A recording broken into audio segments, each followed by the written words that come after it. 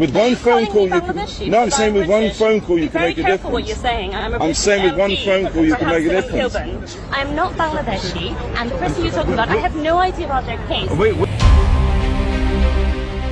আমি বাংলাদেশি নই, আমি একজন ব্রিটিশ এমপি।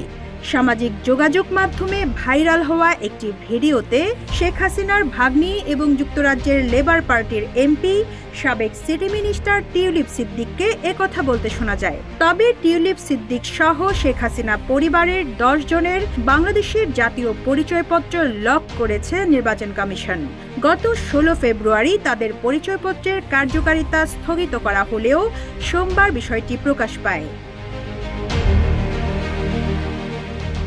রিউমার স্ক্যানার টিমের অনুসন্ধান বলছে, টিউলিপ সিদ্দিকের করা আমি বাংলাদেশি নই শীর্ষক মন্তব্যটি সাম্প্রতিক সময়ের নয়। এটি 2017 সালে ব্যারিস্টার আহমেদ বিন কাসেম সম্পর্কে সংশ্লিষ্ট এক সাংবাদিকের করা প্রশ্নের জবাব। বাংলাদেশের প্রথম 5D AI ইনভার্টার যুক্ত সর্বোচ্চ বিদ্যুৎ সাশ্রয়ী যমুনা এয়ার কন্ডিশন। যুক্তরাজ্যের সংবাদ মাধ্যম চ্যানেল 4 নিউজের ইউটিউব চ্যানেলে 2017 সালের 29 নভেম্বর প্রচারিত সংবাদ প্রতিবেদনের ভিডিওটি খুঁজে পাওয়া যায়।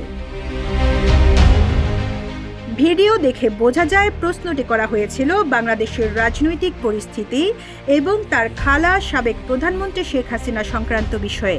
জবাবে টিউলিপ কিছুটা ক্ষুব্ধ প্রতিক্রিয়া দেখিয়ে বলেন, সতর্ক হন, এসব বিষয়ে আমি কিছুই জানি না।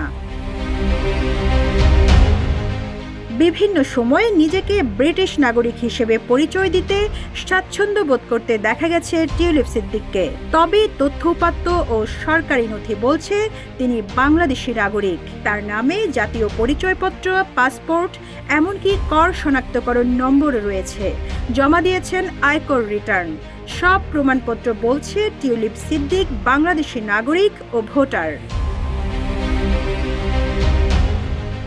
দুদক সূত্রে পাওয়া তথ্য বলছে, টিউলিপ সিদ্দিকের জাতীয় পরিচয়পত্র 2011 সালের 3 জানুয়ারি ইস্যু করা হয়েছিল।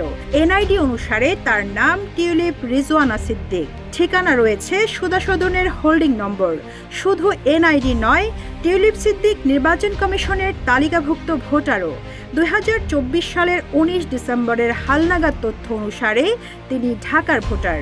বাংলাদেশি করদাতা হিসেবে নিবন্ধন নিয়েছেন টিউলিপ সিদ্দিক। তিনি কর প্রদান করেন বলেও এনবিআর সূত্রে জানা গেছে।